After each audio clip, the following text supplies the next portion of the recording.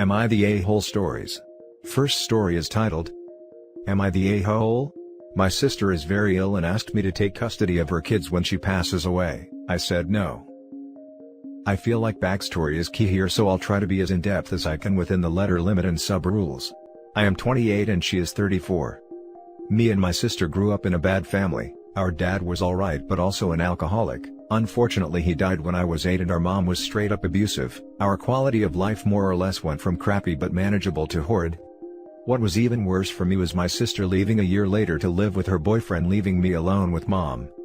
The next years, I won't go in depth on, but I ended up being taken by child services at 13 and put into foster care until I was 18. I more or less decided to move on. I forgot about my past and family, decided not to seek them out or speak to them again. Got a job, put myself through college, and with a lot of hiccups, like a lot, I ended up graduating at 24 and have since been doing extremely well for myself. Just to be clear, during all this time my sister never once reached out to me either. That was until 3 months ago when I got a long message on social media. No apologies, no discussion of the past, just a long message about how she was sick and needed her brother right now. I wanted to ignore it, but my girlfriend convinced me to go see her. It was awkward. She has 4 kids, no husband or boyfriend in sight, and I don't think she has any friends either. She reminded me of our mother. All she did was talk about herself. Regardless, I felt bad, so visited her a few more times, up until last week that is. She told me she had gotten her affairs in order and she put me as the person she wanted her kids to go to. I immediately told her that was not happening and that she should reach out to their father or something. She cried, saying they were not in the picture, and begged me. I held firm and ended up leaving when she started screaming at me. I haven't spoken to her since, but I have received a load of messages from her switching between cursing me out and begging to take them. I feel terrible. I could technically give these kids a good life and I'd essentially put them through what I went through if I don't. But I do not want to give up my life and what I have built for the sake of a woman I barely know and kids I know even less.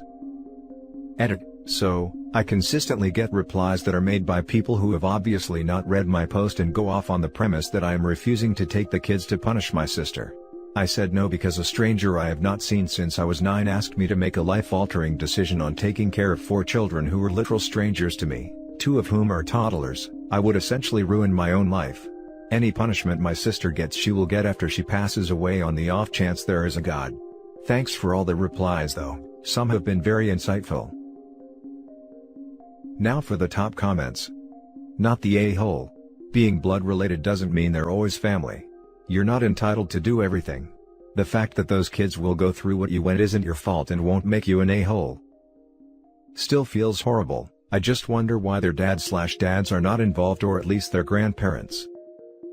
I understand that, you know what being put in a foster care means and how hard it must be to build up your future all alone. But still, don't do any choices under the influence of guilt. The dads probably didn't care enough. No a-holes here. You're not the a-hole for refusing to take custody of, essentially, a stranger's children. But I'm not going to call a dying, desperate woman an a-hole for this either.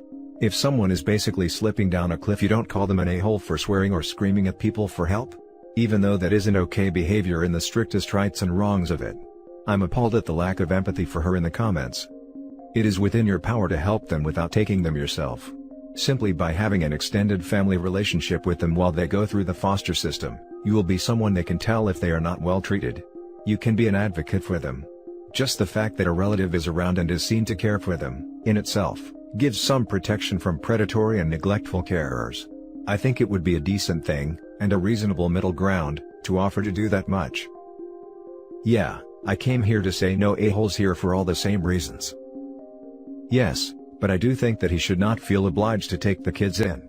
He shouldn't do it to spite her, but if he is not ready to take care of 4 kids, that shouldn't be on him. Where do all of you get the idea of me doing it to spite her? It's a really weird assumption. Not the a-hole. If the kids' fathers are known, they would automatically go to them first. No one else could take legal guardianship of the kids without the fathers being contacted. Your sister should contact the fathers about what's going on. Now for the second story. Am I the a-hole for not giving custody of my sister's kids to their father after she passed away? Honestly, everyone has told me I'm not the a-hole, but all of these people were closer to my sister and I than the kid's father. Want some stranger's judgment? 'Cause I'm honestly feeling like a huge D here. My sister passed away in January 2020. They had discovered a brain aneurysm, and during surgery to remove it, it ruptured. She ended up passing away on the table. She had sole custody of her 3 kids, my niece, J, who is 6, nephew K, who is 5, and another niece, L, who is 3. They are quite upset, while also not really understanding why she isn't coming back. It's a difficult time for them. Background: my sister and the kid's father, M, got together and she got pregnant fairly quickly. We always felt M tampered with birth control to make sure she got pregnant, but with no proof. We said nothing. She was pregnant again fairly quickly, and debated getting her tubes tied as she had 2 kids, a boy and a girl, except because of her age the doctor wouldn't do it. Eventually she got pregnant with L, and not long after discovered that M had been using drugs the entire time she knew him. Now, he was quite obviously in the throes of addiction, and things that she had brushed off before were starting to add up. I was there for her first 2 kids' births, spent many sleepless nights helping her. The kids knew and loved me. When she discovered the drug use, she cut ties, moved in with me, and took all her evidence and got full custody of all 3 children, giving M supervised visitation. He never showed up to the court date. My sister moved out when L was 8 months old. I continued to visit her at least 3 times a week. M heard of my sister's passing, and made a half-assed attempt to reach out. Apparently, he has gone to rehab, gotten clean, has a job, and is living in a 2-bedroom apartment. According to M, he and my sister had a verbal agreement that in the event she passed away, if he was stable, he would get custody of the kids. It's believable. My sister was never one to refuse a relationship with him. He has seen them more often recently. My sister had a will. The will states that I get custody of the children, so that's what I went with. Currently, I have full custody of the kids. They're doing a bit better, but they're still kids that miss their mom. I gave him the option of having supervised visitation until he was clean for 2 years and held down his job for a year, then it could move to unsupervised and overnights. I'm trying to be amicable in this process. He hasn't been as happy but is willing to try and move past the anger and disappointment for his kids, but he's pretty pissed about it still. So, was I in the wrong here? Should I have considered it, and not fought as hard when he contested the will? Edit: I legally have sole custody of the kids. I went through the process with my sister's lawyer, who was responsible for her estate, and helped me figure everything out while I was in the throes of the biggest loss in my life. Now for the top judgment and comments. Not the a-hole. If he was doing his visits he would have known of this passing sooner and would have tried to go through courts. I don't trust him, but I think supervised visits should still be a thing. Go by the will and keep custody of these children. They need protection, maybe some grief therapy. Keep them safe. He can absolutely still go to court to get custody of his children. Unless he has proven himself to be unfit by the court, it is likely he could get custody of his biological children. Kids aren't property that you can just give to whomever upon your passing. Not the a-hole. Follow the will. And bless you for taking the kids, they'll need stability especially now. Also, it's not like you're keeping the dad away. Also, my sincere condolences. I just want to do what my sister would have wanted for them. Not the a-hole. Your boundaries for visitation are completely reasonable and you're well within your rights as guardian. I'm sorry for your loss. Now for the last story. Am I the a-hole for not uprooting my life and taking in my brother's kids? I, 29 male, and my brother, 24, had never gotten along. Not gonna lie, still hold a grudge for the collector's limited edition Pokémon Monopoly set from the 90s he ate as a toddler. Well, I was unfortunately given the news that my brother had passed with his wife. They had gone out for a date night and was sideswiped by another drunk driver. Their children were with his father and stepmother. Well, unbeknownst to me, I was offered up as a guardian option.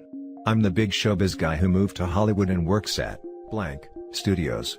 I'm a security guard and I worked there a few times as a temp job for a co-worker. His parents can't take them because they don't make enough to support 4 kids. And our mom most definitely can't afford to take care of herself, let alone children again. That leaves me and my sisters. Seeing as one is a first-time mother and the other is a hermit, all eyes are focused on me. Only problem now is that I live 2,300 miles away in LA where they are in southern Louisiana. So, in my mother's lifelong quest to get me home, she is not telling me I need to come take in my brother's kids so they aren't forced into the system. Here are my points that are not being heard by my mother and other family members who have now rallied together to guilt trip me. 1. I haven't spoke or seen my brother in over a decade. I was 17 at Christmas when we last spoke. 2. I do not know these kids. I've never met them, I don't know their names. Basically, I'm a stranger to them and vice versa, and therefore don't want some random kids in my house.